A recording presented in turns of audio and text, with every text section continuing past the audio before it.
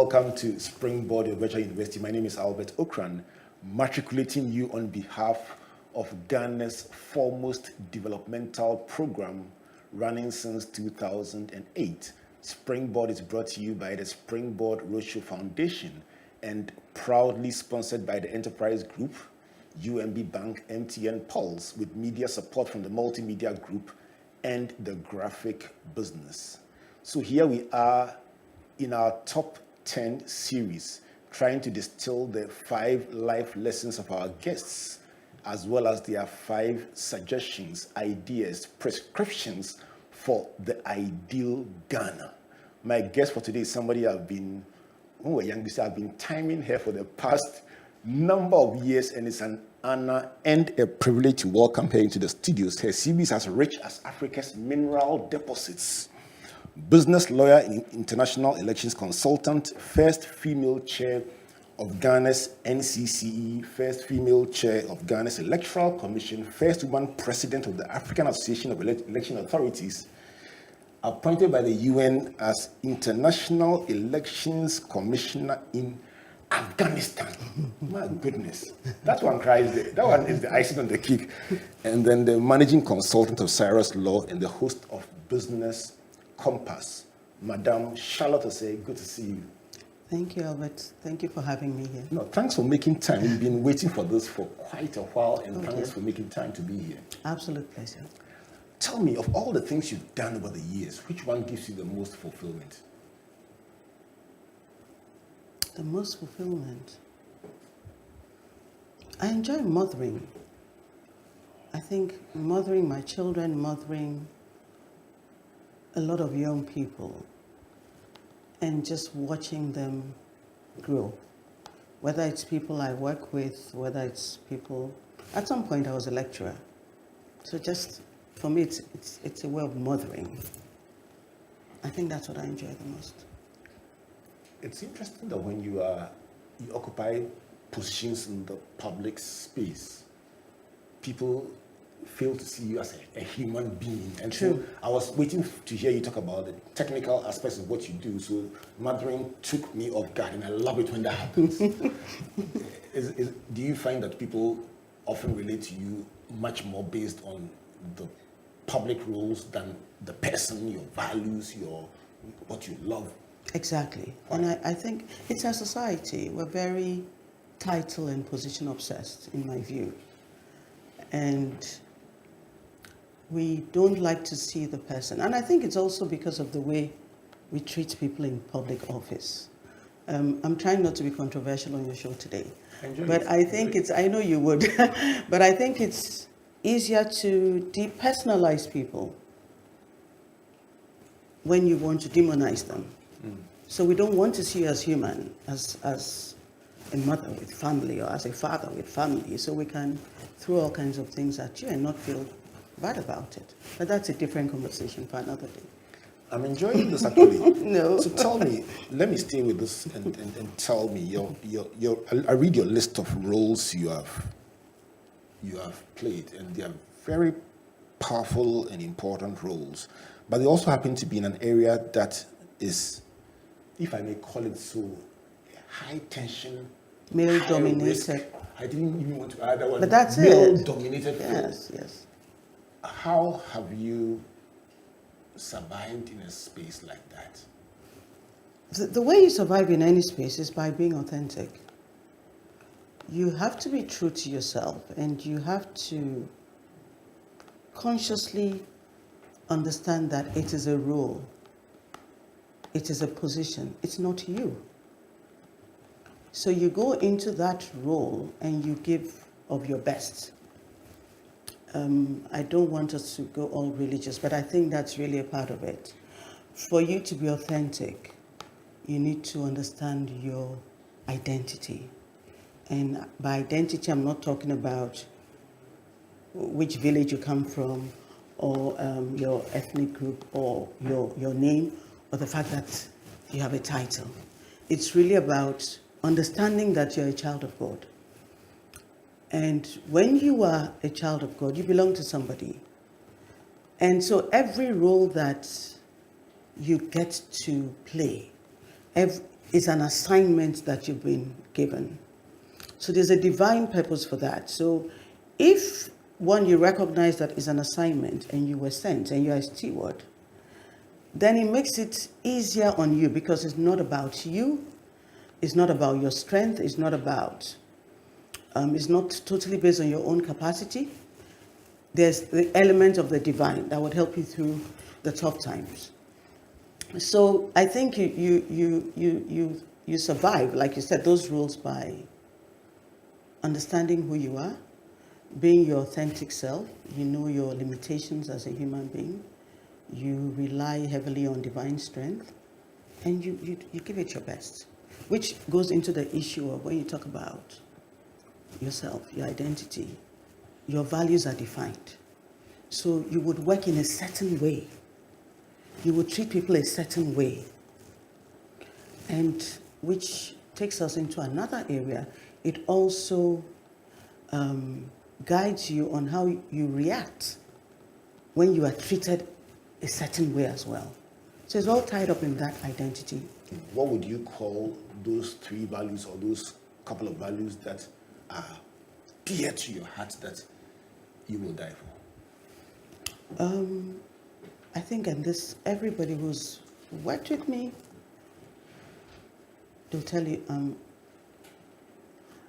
integrity is important to me. Excellence is important to me. Truth is important to me. Why? Because it's very hard for me to see right and call it wrong, or see wrong and call it right. And again, it goes back to, who are you? If you are a child of God, then you know that He's a God of truth. He's a God who respects and values integrity. He's a God who likes excellence. He's a God who also understands that you're human and you may fail, but be honest about your feelings. So it's all wrapped up in that. And if I am a child of God, then I also know that you are a child of God. God doesn't have any stepchildren. So if I do not treat Albert right, I am mistreating a child of God. So God is not going to be happy with me. The same way, if Albert mistreats me, God is not going to be happy with Albert because I'm a child of God. So I think that recognition of who you are and who others are is fundamental to all that and should influence your values. So Charlotte, would you say that that expectation or that practice of seeing people as children of God and treating them as such, when it does not get reciprocated, creates a disruption for you? No. Why? Because humans will be humans. And we're not all at the same level of spiritual evolution. In fact, if you do not treat me right, I should not be concerned about it. Because I know my Father will deal with it. So it shouldn't create a disruption. In all the roles you've held, which was the most difficult? Each role came with its own challenges. I wouldn't even say difficulties, its own challenges. It's difficult to pick which was most difficult. I've been reflecting over my career as a lawyer. I think it's 30 years next year, and I've had such a variety of experiences. What I know is that each one helped me in the next one. When I started lecturing, I was very young. I was in my 20s. So that was difficult then. If I went to lecture today, I would not face the same difficulties. Did you say 20s? Yes. Wow. Yeah, late 20s. When I went, I was lecturing at the School of Business, just School of Business Law at the University of Ghana. That's where I started. Okay. When I first went into public service, I was 42, and I remember the first time I asked the number of staff I had at the NCCE, and they said 1,800. I wanted to just go and crawl into my bed and cover my head with a pillow because I could not imagine managing so many people. So that was difficult at the time. I had been a pure private sector person. But that role made the Electoral Commission role easier for me. Electoral Commission made Afghanistan easier for me. So each one came with its own difficulties and challenges at the beginning. But there are really no regrets.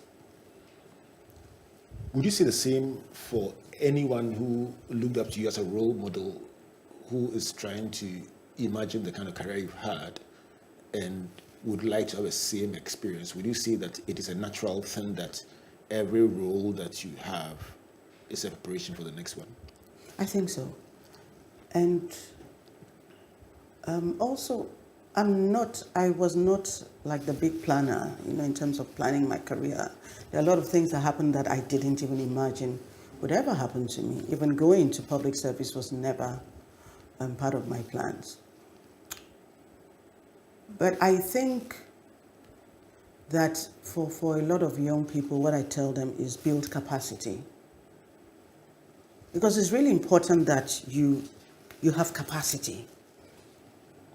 And so you may go into a room and it is challenging because you're going to be dealing with humans. Depending on what the role is, you may be dealing with a lot of politics, you may be dealing with media issues. But if you've built your capacity, that gives you sufficient grounding to take on all the other battles. So building capacity is key. Which areas would you say you built capacity in that equipped you to deal with some of the challenges you described, dealing with the media, dealing with the political forces? When I started, I was actually going to go into human rights. So my master's in law was in human rights and a bit of corporate law. And then I came back and I was in corporate law practice. And then I went into banking.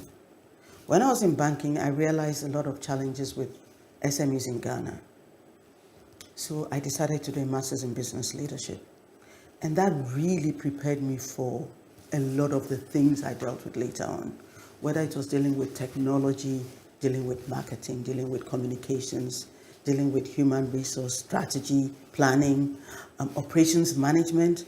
At the time I did my MBL, I never thought I'd end up at the Electoral Commission. But when I got to the Electoral Commission, I could see where all the learning in operations management, logistics, technology, structures came in useful. One of the things, I wrote my long essay on negotiations and dispute resolutions when I did my MBL. That came in useful when I was at the NCCE because you had to design community entry strategies, building democracy structures, dealing with young people. So everything kind of tied up.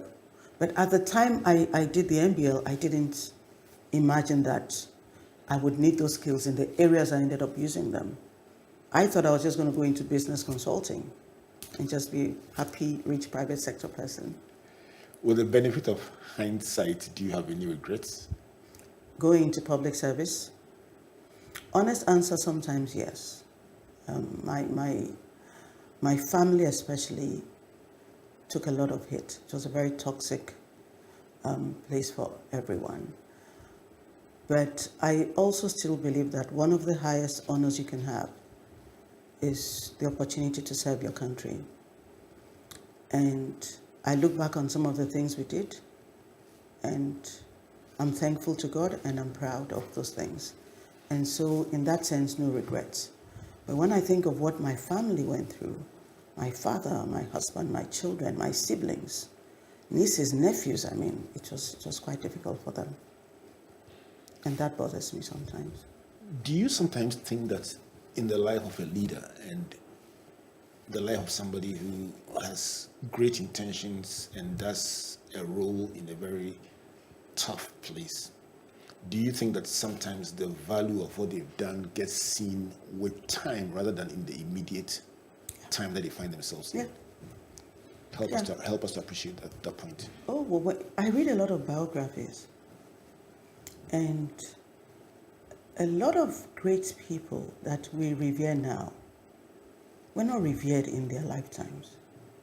Mandela, Kwame Nkrumah, a more recent example, Winnie Mandela.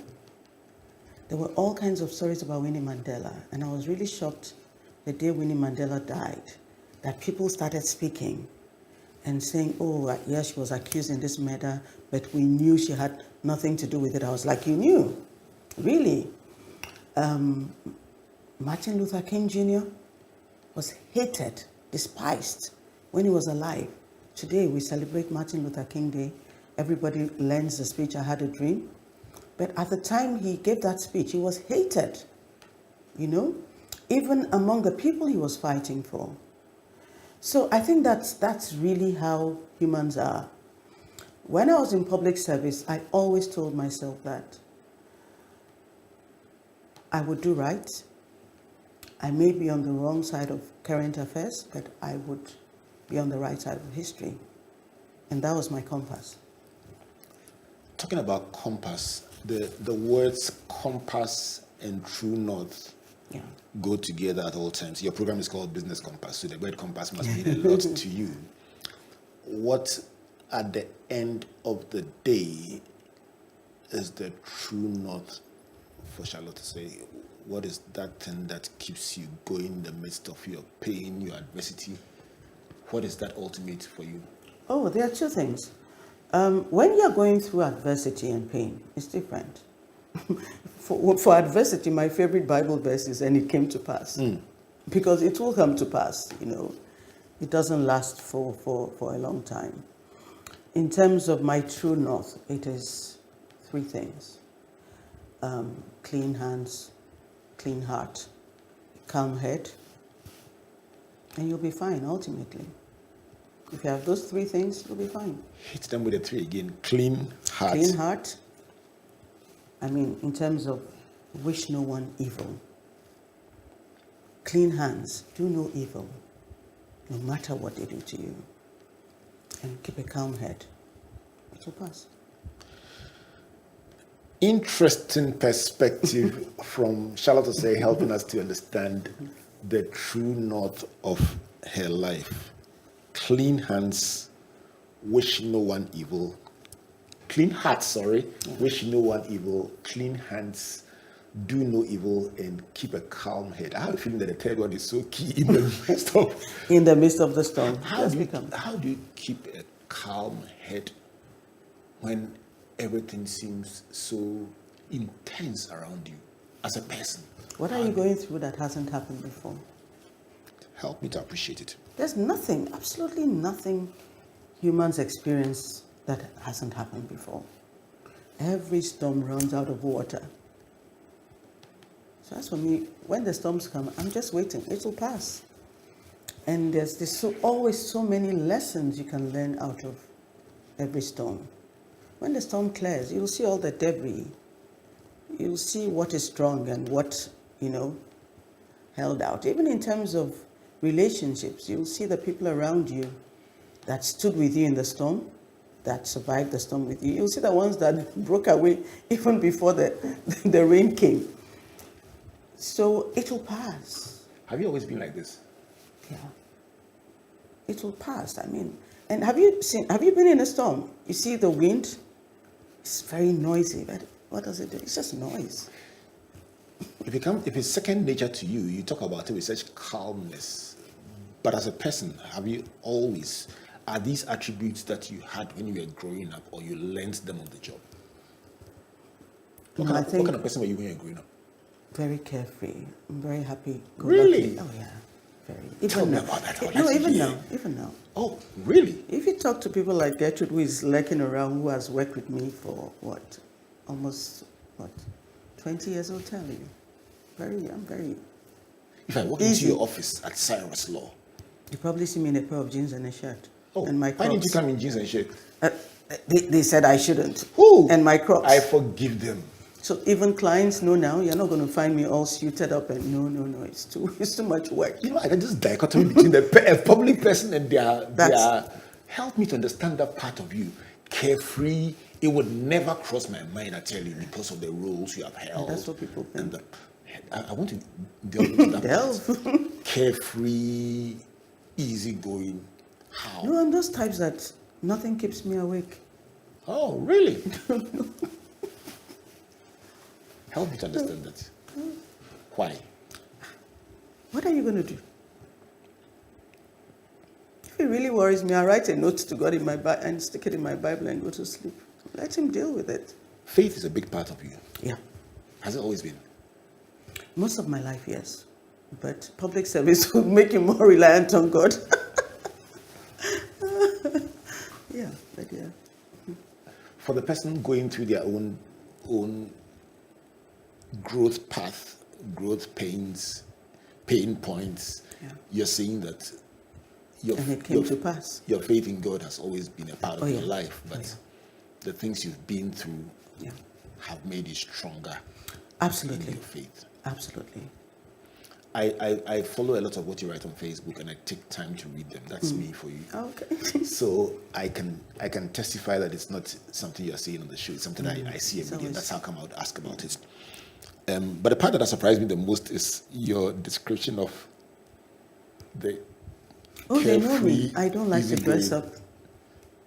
Most days, I'm very casual. I'm a homebody. Good. If you just joined us, this is Springboard, your virtual university. And she says that she didn't call her Madam Charlotte Osei, but it's a struggle for me. She says that she call her Charlotte Osei. Yes. I just can't, but I will Just do that. Charlotte is fine. Charlotte is fine. And she's been sharing some thoughts with me I would like to summarize for anyone who may just have joined us. She says of all the roles that she's played, and I made it a point to list them from her private practice to her corporate practice, into banking, into NCC, to EC, Afghanistan, and all the things in between. She says the height of it all is mothering. I tell you what, that one got me, mothering, helping people to become what they are meant to be, and nurturing them is her favorite ultimate role. The lessons of her life include, number one, authenticity. She says in any role you want to play, be true to yourself.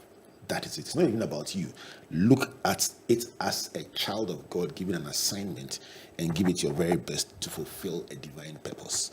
The second is about values. She says your values define your person, and for her, integrity, excellence, truth. If she sleeps and wakes up, those are the ones that she keeps her eye on. And her faith makes her focus on treating people right, seeing them as children of God. Ask her whether, if they don't reciprocate that same treatment, doesn't surprise her. She is not at all. Not everyone is at the same level. The third is about the most difficult role she's played.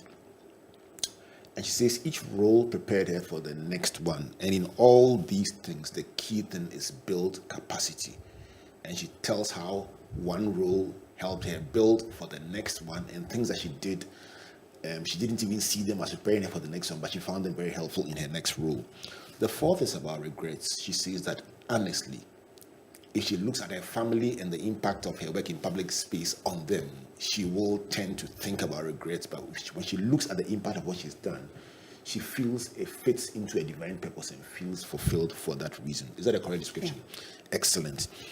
And then, still on that same point, she alludes to the fact that very often for what you do in serving people, the value of it will be seen much, much later. And she cites several biographies she's read to corroborate the fact that do your best now. People may not understand you, but the value of it will be seen much later. The fifth point, very beautiful one about her true north. And she says, at the heart of it all is three things. A clean heart, wish no one evil. Clean hands, do no evil. And the third one, keep calm. Tell yourself, you know what, it shall come to pass and you will learn the lessons. And then she says her persona is calm, cool, and relaxed. Dressed casually, not the person that you see in public. You know what? I love these interviews because they give you that perspective behind the scenes that you don't often see in the cameras and on television. Charlotte, we'll go for a brief break. When we come back, let me ask you about this gun that we love and sacrifice so much for. And if you had a paint, do you do art in school? Were you good at art? I'm married to an artist. You're married to an artist? Oh, wonderful. I can paint, but I love art. You love art. I'll give you a paintbrush and imagine that it's your husband painting, and then paint the 5 things you would love to see about the ideal Ghana. Please don't go away.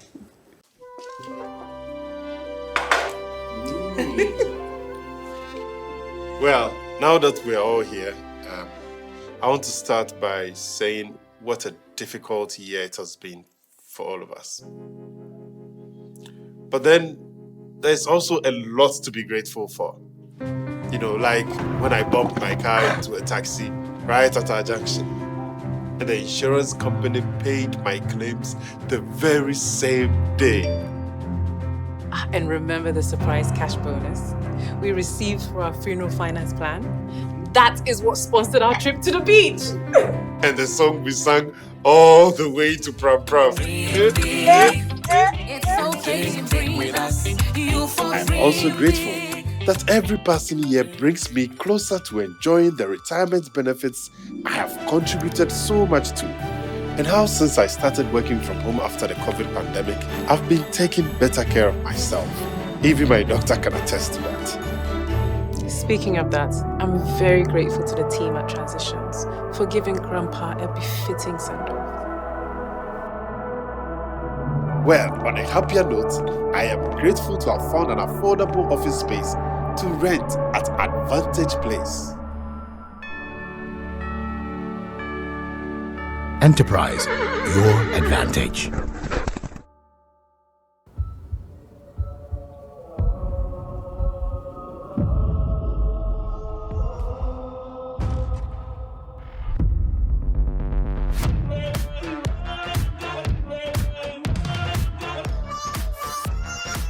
Give me some of that. Some of this, some of that. Give me some of that. Some of this, some of that.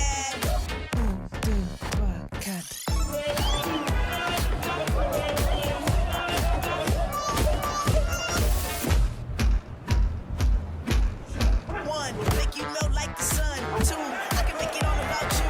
Three, you should make it all about me. Four, yeah, I think I like that more.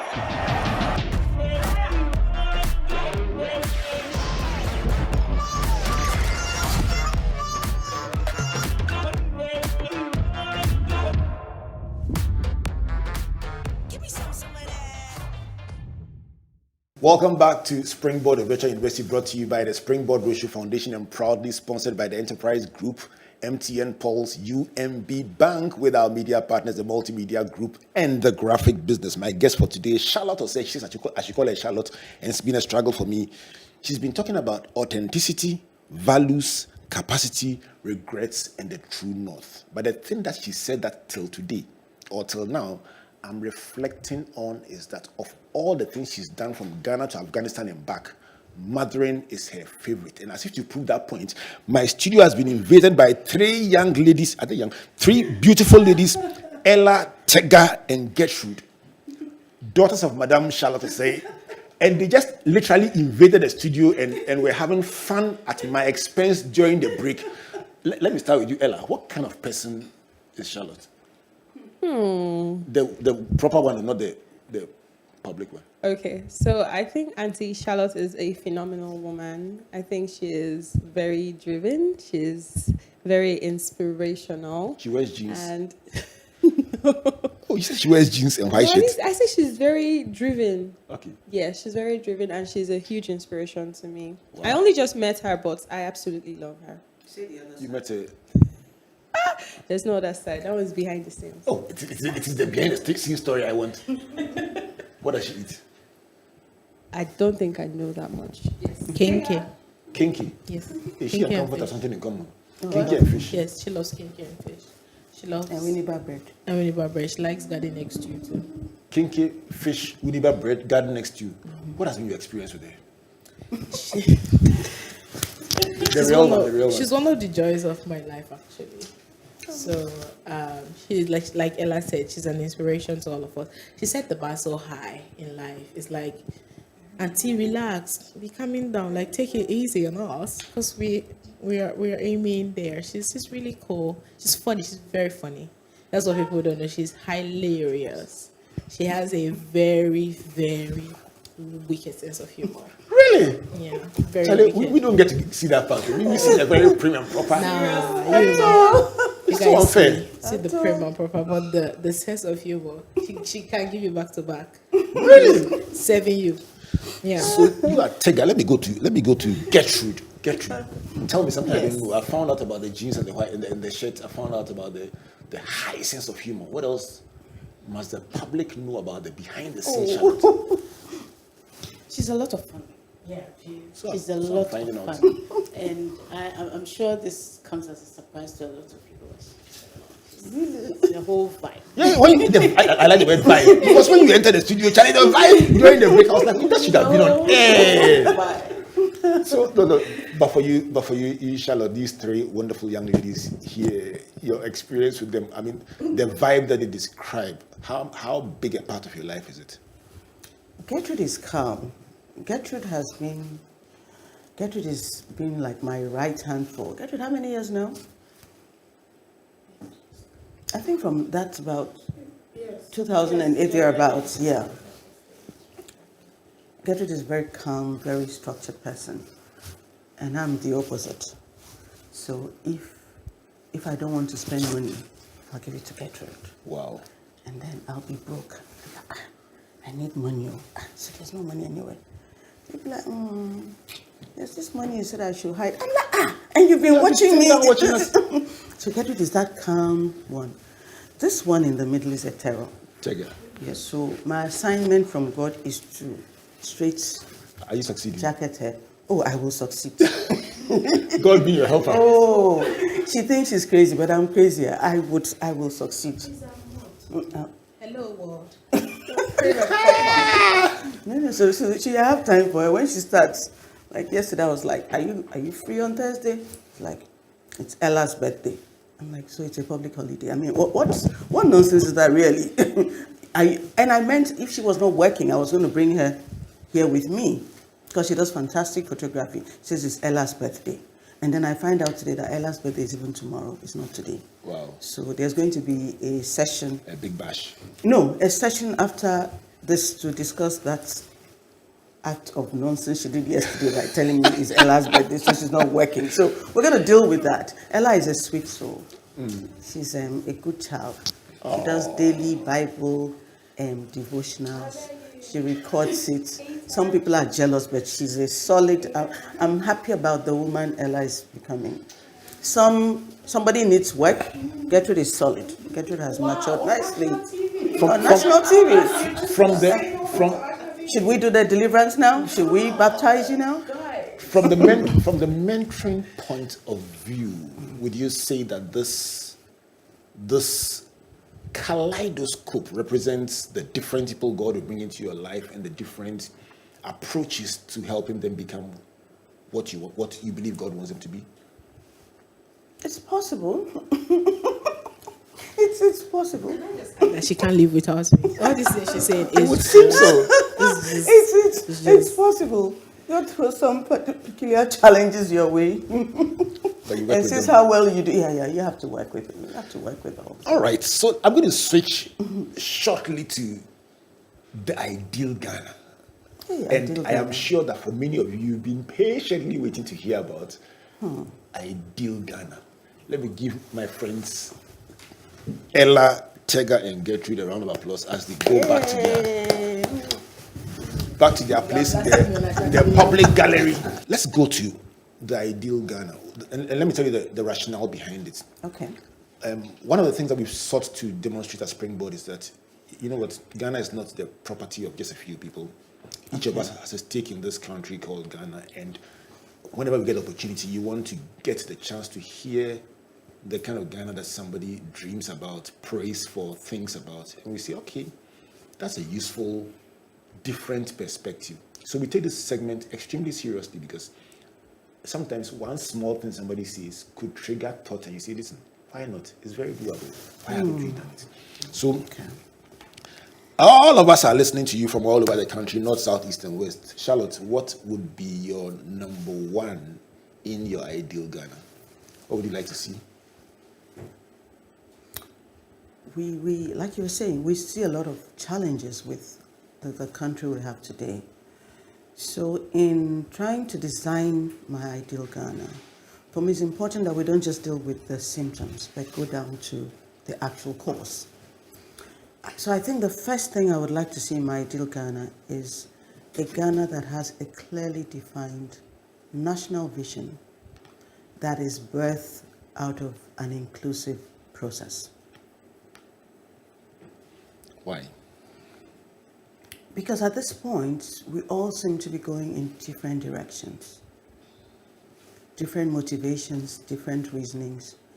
There's not one clear path. And so if we all don't know where we're going to, everybody's doing what they want to do. So that vision, which we must all be given the opportunity to speak into and contribute to, I think that's really important. So every government comes and they come up with their own. And so every 4 years, every 8 years, we're being, tossed left and right. So we need one. In the Bible, there's a verse that talks about in those days there was no king and everyone did what he saw fit. Yeah. Would you say that that verse of scripture is a seeming description of? Just that we do have a king, but everybody seems to be doing what they did. Maybe the Tower of Babel example may be better. That when they all came together with one accord, there was one vision. Even God himself had to come down from heaven and said, if I don't go and stop these people, nothing can stop them. So that shows the power of a united voice. So your number one prescription Yeah. would be a clearly defined national vision, and you add birthed out of an inclusive process. Which would also give us clearly defined national values. Yeah. Because I'm not sure we know what our national values are. Right is wrong depending on who did it, wrong is right depending on who did it. So that can't work. Right. So that goes together. As one. What would be a second one? The second one would be a Ghana where democracy truly functions in the sense that all are equal before the law. And there's true separation of powers, which ensures that our institutions work effectively. How critical is that to our developmental effort? When people do not feel that they are being treated the same way, you start creating pockets of exclusion.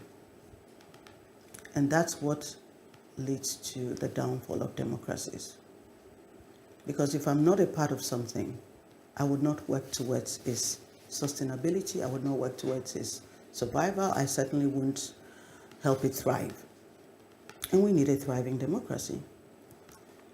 So when you have inequality, and we keep getting higher levels of inequality and exclusionary politics, it affects the entire sustainability of the democracy.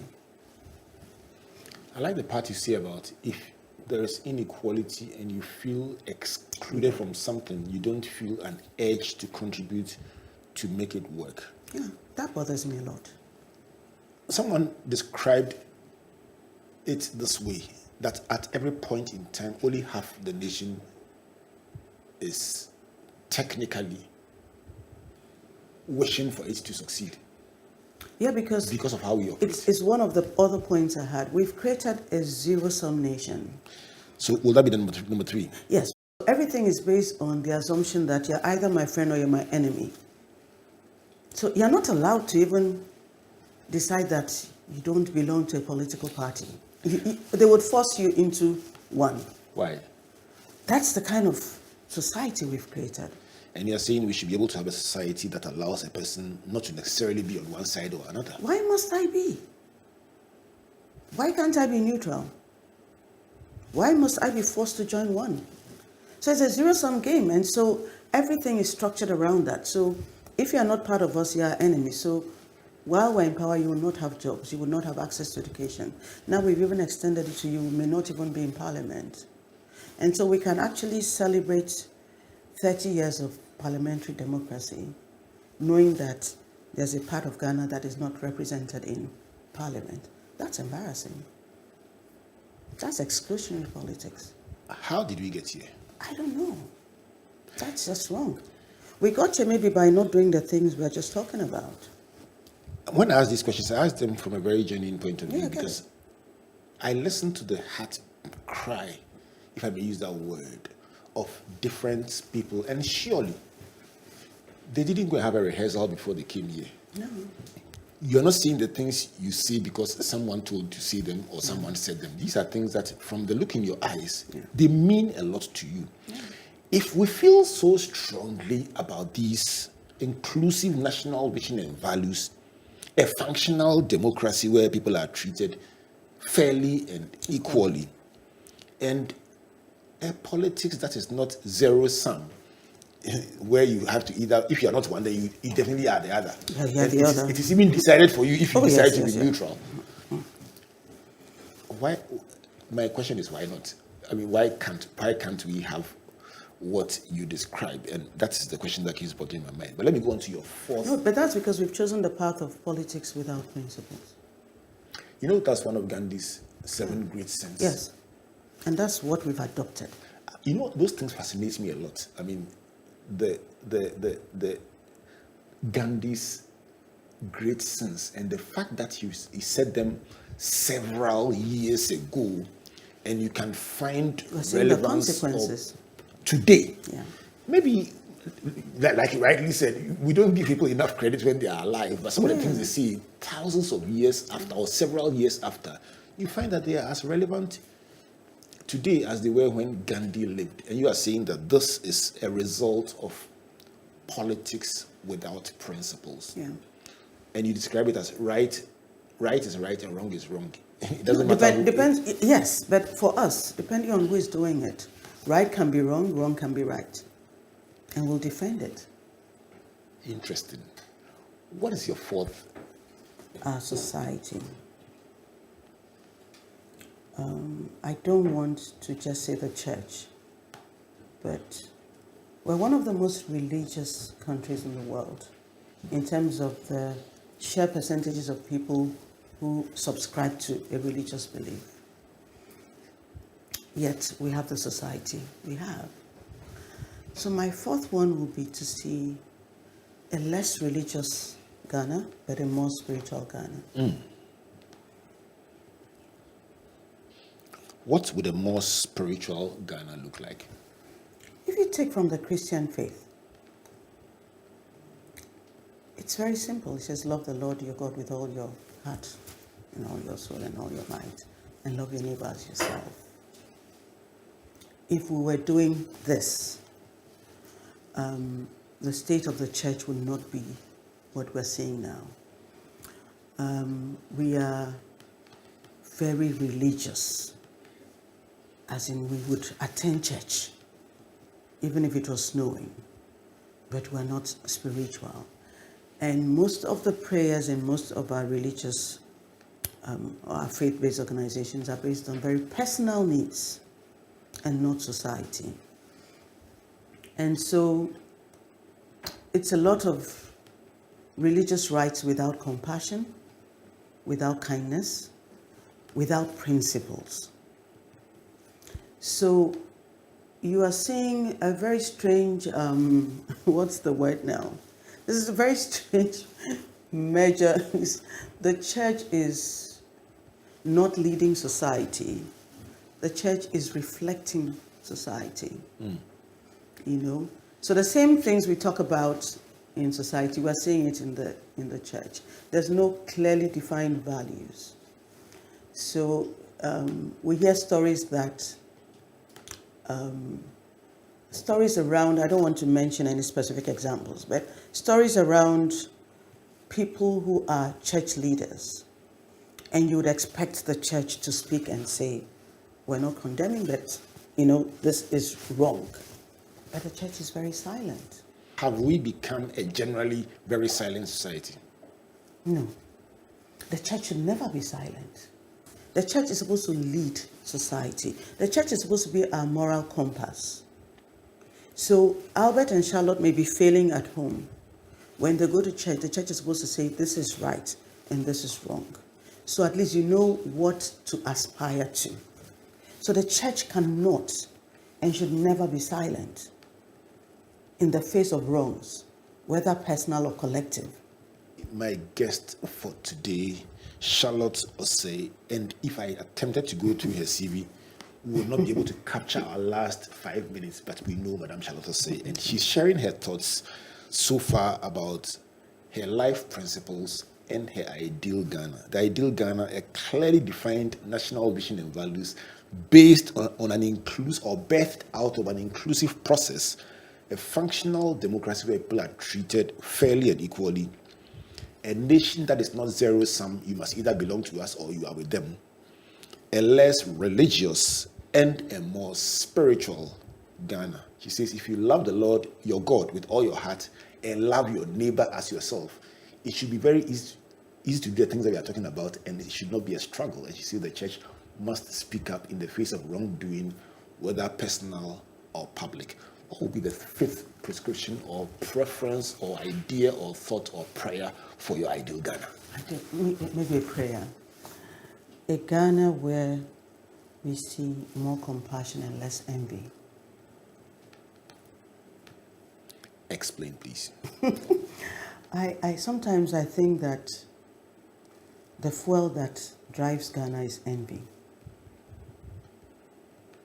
It comes so easily to us. Albert is well dressed. His shoes are matching his captain. I don't like him. He's too new. And they don't know you. Who does he think he is? They don't know. They've never even met you. And because of that, we can take very serious decisions based on that. I won't sponsor Springboard.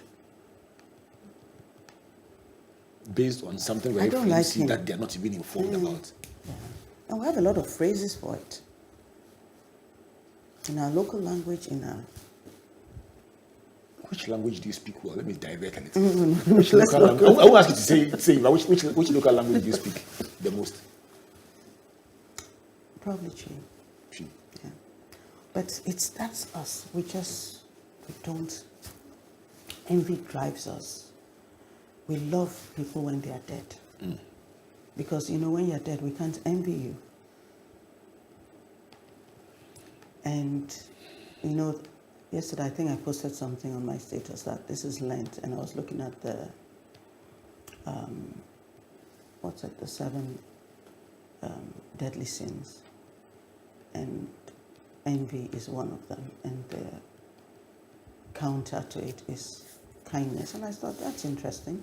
Because once you resolve to be kind to people, you cannot be envious of them. Or it forces you to get past the envy. But envy is the last bus stop before witchcraft. Mm.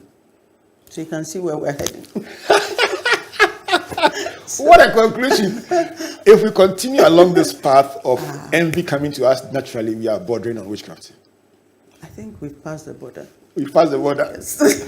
Charlotte Osei, this is a very interesting dimension to this conversation. But let me ask, let me go on the lighter side. What's your favorite color? Oh, it changes every year. This year, which color my color is green this year. Green, why? I just feel the air is green. The air is green? The year. The year is green. Yeah. What does green stand for in your books? Renewal, harvest. I receive it. Yeah, it's prophesy. It's for flourishing. Yeah. I think it doesn't look it, but that's what it is. I think it's a green year. Still on the lighter side, you said nothing keeps you awake at night. But when you ever find yourself awake at night, what will you be thinking about? Inequality and injustice. Why? They get to me. Get you? Yeah. If you are the spanner, you fix them. Yeah, it irritates my spirit. What about sports? What's your favorite sports? No, I'm very lazy. No. Don't tell me. No, I don't know anything about football. Do you play any sports? No. Do you run? Do you walk? Do you play tennis? Do you play golf? I'm supposed to be walking. I'm supposed to be on my vision board that this year I'll walk. This in the year of greenness. Oh, God help me. Oh, I need grace. I'm lazy. What? I'd rather be in my garden. Oh, you love gardening? I love gardening. When you enter, you started identifying the various plants and Yes, yes, I love gardening. what about plants? Is it the greenness? It's the greenness. When you feed them, they flourish. They don't talk back. You know, like human beings. Has your outlook on life been defined by your experiences? Not defined. No, I don't think I should. You are not supposed to let experiences define you. You are supposed to go in there and define the experience. But you can't deny But that. it would affect you, and it's supposed to affect you. You know, there's this old teaching, Florence Scovel Sheen says, no man is your enemy. No man is your friend. Every man is your teacher. I live by that. So you're supposed to learn from the experiences. But you don't let it affect changing. How long ago is it since you left public service in Ghana? Oh, when was it? I left 2018. So that's about, let's say, 5 years. Okay. Do you still wake up with the framing of the experiences you had? You've moved on? Oh, yes. Have you? Yes. It's like saying you got out of Nsawam. Why didn't you say, why did you choose Nsawam? Because it's a kind of prison, though. Really? Yeah. Tell me Public about service in a high visibility role is a kind of prison. Why? Oh, you lose a lot of freedom. There were a lot of things I couldn't even do with my children. Like? Everything, everything becomes an issue. They see you eating in a restaurant, hey, it's their money. And then it's just a hot mess. So now, I mean, I can Now you can eat anywhere. I can do anything. Do people still see you and they're... All the time. All the Does it annoy you? time. No, it doesn't. One good thing you have done that I thank you for is making time for this conversation on Springboard, your virtual university. I hope you have enjoyed it as much as I have. I have. It's been a fun conversation. I think so. And so what I'm going to ask our viewers and listeners to do, as is their custom, is to debate these principles you shared on social media and bring breadth and perspective to the conversation. Such a rich conversation can't be held for only an hour. Let's talk about authenticity, being true to yourself. Number 2, let's talk about values, the values that define your life. Charlotte says her 3 are integrity, excellence, and truth. Which are your values? What will you die for? Number 3, let's talk about building capacity. Are you aware that everything that you do is preparing you for the next role? Are you by any chance preparing yourself for the next call that you will get from God saying, go and do this? Or you are just there? Please, that's the next lesson. Lesson number 4 is about regrets. She says, while on one hand, she will look back and wish the family did not go through what they went through, she also looks back at a certain divine purpose she feels she has accomplished and says, for that reason, it was worth everything that came with it. The 5th is about her true north, and she says 3 things. Clean heart, wish no one evil.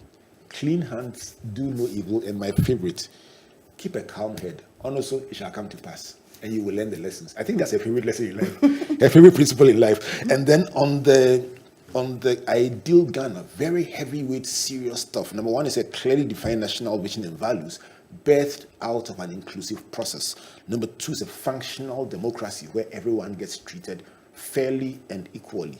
Third one is about a nation that is not a zero-sum country, where you are not allowed to be neutral and you must be either here or there. The 4th is a less religious and a more spiritual Ghana, where we love the Lord with all our hearts and we love our neighbors as ourselves. And by extension, we speak the truth and speak out when things are done wrongly.